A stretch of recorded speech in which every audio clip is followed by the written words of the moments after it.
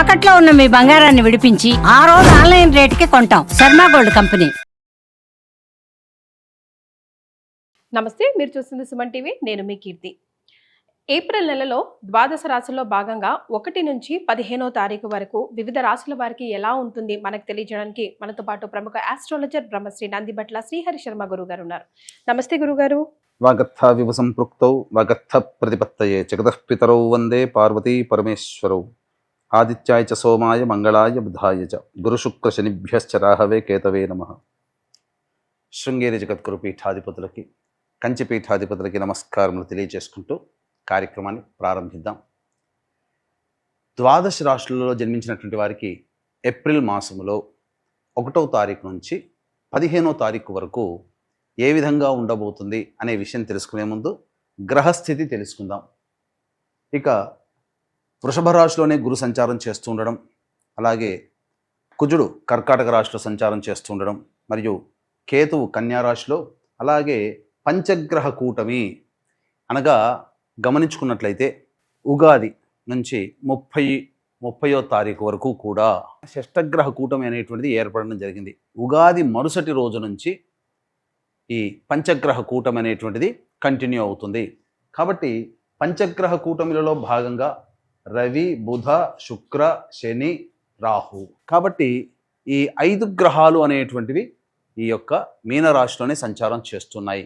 ఈ కారణం చేత 12 రాశులలో జన్మించినటువంటి వారికి గ్రహస్థితిగతులు ఈ ఏప్రిల్ 1వ తారీఖు నుంచి 15వ తారీఖు వరకు ఏ విధంగా ఉండబోతుందో తెలుసుకుందాం.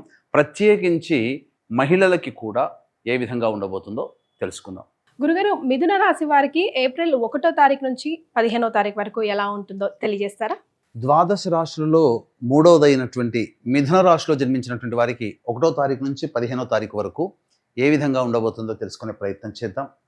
ముఖ్యంగా ఈ మిథున రాశిలో జన్మించినటువంటి వారికి ప్రధానంగా ఉద్యోగ మార్పు, వ్యాపార విస్తరణ, లేదా ఏదైనా కొత్త వ్యాపారం ప్రారంభించాలని అనుకున్నటువంటి వాళ్ళకి అనుకూలమైనటువంటి సమయంగా చెప్పవచ్చు. కాకపోతే ప్రధానంగా 1వ తారీఖు నుంచి 15వ తారీఖు వరకు మీరు అనుకున్న దానికంటే ఎక్కువగా డబ్బులు ఖర్చు అయ్యే అవకాశము గోచరమవుతుంది. ఇక ముఖ్యంగా దశమ స్థానంలో ఉన్నటువంటి శుభ అశుభ గ్రహాల యొక్క ప్రభావం వలన మిశ్రమమైనటువంటి ఫలితాలు పొందుతారు. ఒకవైపు ఆనందం కలుగుతుంది, చేసేటువంటి ప్రతి ప్రయత్నంలో కూడా ముందడుగు జరుగుతుంది. కానీ ఎక్కడో మనకేదో లోపం కనబడుతుంది, ఏదో జరుగుతుంది అనేటువంటి యొక్క ఆలోచన మిమ్మల్ని ఒకంత ఆందోళనకి గురి చేస్తుంది. కాబట్టి మీరు చేసేటువంటి ప్రతి పనులలో కాస్త జాగ్రత్తలు పాటించండి. ఇక ముఖ్యంగా కుటుంబ స్థానంలో కుజ సంచార ప్రభావము చేత కొత్తగా కుటుంబ సభ్యులు అభద్రతా భావానికి గురవుతారు. మిథున రాశిలో జన్మించినటువంటి వారి కుటుంబ సభ్యులు మాకు తెలియకుండా ఏదో చేస్తున్నావేమో అనే ఆలోచన కుటుంబంలోని వాళ్ళు తరచూ చెబుతూ ఉంటుంటారు, అడుగుతూ ఉంటుంటారు, అనుమానిస్తూ ఉంటుంటారు. కాబట్టి ఒక రకంగా మిథున రాశిలో జన్మించినటువంటి వాళ్ళకి కాస్త బాధాకరమైనటువంటి పరిస్థితి గోచరమవుతుందని చెప్పవచ్చు. అయితే దేవతాగ్రహము మీకు వ్యయ స్థానంలో ఉండడము, సంపూర్ణముగా దేవతాశక్తి మీకు ఉన్నప్పటికీ కూడా ఖర్చులు అధికంగా ఉంటాయి. ఒక ఆత్మతృప్తి ఏంటంటే భగవంతుని యొక్క తోడు నాకుంది, నేను దేంట్లోనైనా విజయం పొందుతాను అనే ఆలోచన మిమ్మల్ని ముందడుగు వేస్తుంది, ముందడుగు వేసేటట్లుగా నడిపిస్తుంది. తద్వారా ఎన్ని అవరోధాలు వచ్చినా ఈ 15 రోజుల్లో మీరు అనుకున్నటువంటి సంకల్పాన్ని మీరు నెరవేర్చుకోగలుగుతారు. ఇక ముఖ్యంగా ప్రధానంగా చూసుకున్నట్లయితే విద్యార్థులు బాగా కష్టపడితే తప్ప ఫలితాన్ని పొందలేరు. కాబట్టి జ్ఞాపక శక్తి తక్కువగా ఉంటుంది. కావున జాగ్రత్తలు పాటించండి. ఎగ్జామ్స్ పీరియడ్ కాబట్టి ఎక్కువగా శ్రద్ధ పెట్టే ప్రయత్నం చేయండి. ఇక వివాహం కోసం ఎదురు చూసేటువంటి వాళ్ళు కాస్త ఆలస్యం అయ్యే అవకాశం గోచరమవుతుంది. అనుకున్నటువంటి పనులు సజావుగా సాగకపోవడం, ఎదుటి వాళ్ళ నుంచి రిప్లై అనేది తొందరగా రాకపోవడం ఒకంత ఆందోళన గురి చేస్తుందని చెప్పవచ్చు. డబ్బుల విషయంలో జాగ్రత్తలు పాటించండి. ప్రధానంగా కుజుడు స్తంభించి ఉన్నటువంటి కారణం చేత కొంత ఇబ్బందికర పరిస్థితులు అనేటువంటివి ఎదురవుతాయి. కావున ధనపరంగా ఎటువంటి అగ్రిమెంట్లు కానీ, లేకపోతే జామీన్గా ఉండడం కానీ, గ్యారంటీగా ఉండడం కానీ చెయ్యకండి. ఇది మిథున రాశిలో జన్మించినటువంటి వారికి చెప్పబడేటువంటి సూచన. కాకపోతే ఉద్యోగం మార్పు చెందాలని అనుకునేటువంటి వాళ్ళకి మాత్రం అద్భుతంగా ఉంటుంది. కొత్త ఉద్యోగంలో నిరుద్యోగస్తులకి ఉద్యోగం లభించి తీరుతుందని చెప్పవచ్చు. ఇక గమనించుకున్నట్లయితే 1వ తారీఖు నుంచి 15వ తారీఖు వరకు ఈ మిథున రాశిలో జన్మించినటువంటి వారికి ఏ విధంగా ఉండబోతుందో తెలుసుకుందాం. 1వ తారీఖు రోజున అన్ని రంగాలలో ఉన్నటువంటి వాళ్ళకి అన్ని విధాలుగా లాభదాయకంగా ఉంటుంది, సంతోషంగా ఉంటారు, హ్యాపీగా జీవితాన్ని గడుపుతారు, ఖర్చులకి మించినటువంటి ఆదాయం, డబ్బు చేతికి అందడం, ఆనందంగా ఉంటారు. ఇక 2, 3 తారీఖుల్లో గనక చూసుకున్నట్లయితే ఖర్చులు అధికంగా ఉండబోతున్నాయి. ప్రధానంగా వృధా కాలయాపన జరుగుతుంది. అజీర్తితో బాధపడే అవకాశాలు గోచరమవుతున్నాయి. అంటే ఇండైజేషన్, సమయానికి తిండి లేకపోవడం. అలాగే మానసికమైనటువంటి ఆందోళన అధికంగా ఉంటుంది. పెద్దల ఆగ్రహానికి గురవుతారు. 4, 5 తారీఖుల్లో కనుక చూసుకున్నట్లయితే పెండింగ్లో ఉన్నటువంటి పనులు పూర్తి చేసుకుంటారు, ఉత్సాహంగా ఉంటారు, అన్ని విధాలుగా కుటుంబ సభ్యులతో, మిత్రులతో ఉల్లాసంగా గడుపుతారని చెప్పవచ్చు. ఇక 6, 7, 8 తారీఖుల్లో కనుక చూసుకున్నట్లయితే కుజగ్రహ ప్రభావము, ఈ కారణం చేత మీలో మీకు తెలియని కోపము ఎక్కువగా కనిపిస్తుంది. తద్వారా చిన్న విషయాన్ని కూడా ఎక్కువగా సెన్సిటివ్గా మారిపోతారు. కుటుంబ సభ్యులతో వాగ్వివాదాలు జరుగుతాయి, ధన నష్టము జరుగుతుంది. మీరు ఏదైతే రాని బాకీల కోసం ఎదురు చూస్తుంటారో ఇక అక్కడి నుంచి సమాధానం ఇక దొరకదేమో అనే దిగ్భ్రాంతిలోకి గురి అవుతారు. ముఖ్యంగా డబ్బులు 6, 7, 8 తారీఖుల్లో మొహమాటానికి పోయినా కానీ ఎవ్వరికీ అప్పుగా ఇవ్వకండి, అవి తిరిగి మీకు రావు. 9, 10వ తారీఖుల్లో కనుక చూసుకున్నట్లయితే ఇతరుల సహాయ సహకారాలతో మీకున్నటువంటి పనులన్నీ పూర్తి చేసుకుంటారు. ముఖ్యంగా పాత వ్యక్తుల యొక్క పరిచయ ప్రభావం మళ్ళీ కలుగుతుంది. అంతేకాకుండా ఈ సంబంధించినటువంటి ధనము అనేటువంటిది మీకు సరిగ్గా చేకూరుతుంది.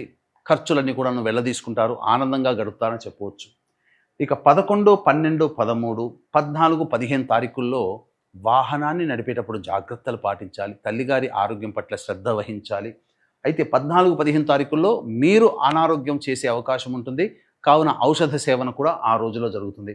అయితే ముఖ్యంగా గృహ మార్పు కానీ, గృహంలో సంబంధించినటువంటి మరమ్మతులకి, వాహన మరమ్మతులకి ఖర్చులు అధికంగా ఉంటాయి కాబట్టి జాగ్రత్తలు పాటించండి. తర్వాత చెప్పొచ్చేది ఏమిటంటే మిథున రాశిలో జన్మించినటువంటి వారికి మిశ్రమమైనటువంటి ఫలితాలు పొందుతారు. సంతానం కోసం ఎదురు చూసేటువంటి వాళ్ళు మళ్ళీ నెక్స్ట్ అనగా 15వ తారీఖు తర్వాత గ్రహ మార్పులు అనేటువంటివి ఉన్నాయి. అప్పుడు సంతానం కోసం ప్రయత్నం చేయండి, సత్సంతానాన్ని పొందే అవకాశం గోచరమవుతుందని చెప్పవచ్చు. సో మరి ముఖ్యంగా మహిళలకి మరి ఏప్రిల్ 1వ తారీఖు నుంచి 15వ తారీఖు వరకు ఎలా ఉంటుందండి? ఈ మిథున రాశిలో జన్మించినటువంటి మహిళలకి బాధ్యతలు పెరుగుతాయి. గతంలో కంటే కూడా గౌరవ మర్యాదలకి లోటు లేకపోయినప్పటికీ కూడా బాధ్యతలు పెరగడం అనేటువంటిది, తద్వారా ఎక్కువగా శారీరక శ్రమ, మానసిక ఒత్తిడికి గురవుతారు. కానీ ఇక్కడ గమనించాల్సిన అంశం ఏంటంటే తెలివితో ప్రదర్శించి మీ చేత పనులు చేయించుకొని మిమ్మల్ని వాడుకుంటారు ఈ యొక్క మిథున రాశిలో జన్మించినటువంటి మహిళలకి. కాబట్టి మీతో ఎవరు మంచిగా ఉంటున్నారు అనేటువంటి విషయంలో కాస్త 1కి 2 సార్లు ఆలోచించి వాళ్ళకి ఏదైనా హెల్ప్ చేయండి. అయితే ప్రధానంగా బ్యూటీ పార్లర్ రంగంలో ఉన్నటువంటి, లేడీ గార్మెంట్స్ రంగంలో ఉన్నటువంటి వాళ్ళు కాస్త అనుకున్న దానికంటే ఎక్కువగా ఖర్చులు పెరగడం వల్ల వ్యాపార విస్తరణకి చేయాలని అనుకుంటారు, కానీ అన్నీ దగ్గర దాకా వచ్చి వెనక్కి వెళ్ళిపోతాయి. రెడీమేడ్ గార్మెంట్స్ కానీ, లేడీస్ టైలర్స్ కానీ, ఇలా ఈ యొక్క వృత్తిలో ఉన్నటువంటి వాళ్ళు, ముఖ్యంగా గృహిణులకి ఎక్కువగా కుటుంబ సభ్యులతో సమయాన్ని కేటాయించలేనటువంటి పరిస్థితి. ఇంకా చెప్పాలి అని అంటే కుజగ్రహ ప్రభావం చేత గతంలో కంటే ఈ 1వ తారీఖు తర్వాత కుజగ్రహ ప్రభావం కుటుంబ సభ్యుల మీద అనవసరమంగా నోరు పారేసుకుంటారు, చికాకుతో కుటుంబ సభ్యులతో మాట్లాడుతుంటారు. ఈ మార్పు మీలో కుజగ్రహ ప్రభావం కనబడుతుంది. కాబట్టి దేవతా అనుగ్రహాన్ని పొందే ప్రయత్నం చేయండి. మరి మిథున రాశి వారు ఎలాంటి రెమెడీస్ ఫాలో అవ్వాలంటారు గురుగారు? ఈ యొక్క సంబంధించినటువంటి మిథున రాశిలో జన్మించినటువంటి వారికి ప్రధానంగా దేవతా అనుగ్రహం సంపూర్ణంగా ఉండాలి. కావున ఈ సంబంధించినటువంటి ఏప్రిల్ 18వ తారీఖు రోజున కాలభైరుని యొక్క అనుజ్ఞ మేర కాశీక్షేత్రములో మీ యొక్క సంకల్పం నెరవేరడం కోసం సంకల్ప సిద్ధి హోమాలు, మరియు మీ జాతకరీత్యా ఉన్నటువంటి దోషాలు తొలగిపోవడం కోసం సర్వదోష నివారణ పూజలు, హోమాలు అనేటువంటివి సంవత్సరం పాటు ఒక్కొక్క పుణ్యక్షేత్రంలో చేయించడం జరుగుతుంది. కాబట్టి అవకాశం ఉన్నవాళ్ళు ఈ యొక్క కార్యక్రమ తదనంతరం కాంటాక్ట్ చేసి మీ గోత్రనామాదులు నమోదు చేసుకోవచ్చు.